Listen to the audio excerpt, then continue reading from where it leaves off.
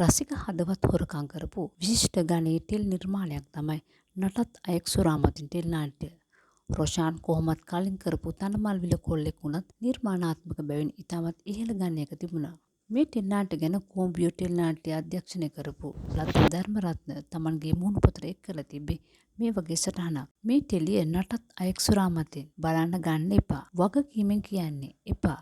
ඊයේ වැඩකුත් කරන්න තියාගෙන ඔන්න ඔහේ එකක් බලනවා ඉඳගත්තේ 9ට විතර. බඩුම තමයි 5ක් බලලා නැවතුනේ මහරෑ. දැන් මේ අනිත් දෙක බලන ගමන් රොෂානු හිමාලි බදාගෙන ඉමින්න තරම් ලව් එකක් ආවා. පොඩි එකත් ඇඩ් කරන්නේ අඬින්නේ. ජීවිතේ සමහර කාලවල මේ තැන් පහු කළා. තාම සමහර එහෙම තැන් හම්බ වෙනවා. සමහර වෙලාවට මේ හිස් බව, අනාරක්ෂිත බව, මුකුත් කරගෙන නැති බව, ලබා ගන්න බැරි දේ ගැන වේදනාවෙන් පීඩා වෙනවා. ඒ තමයි මිනිස්සු.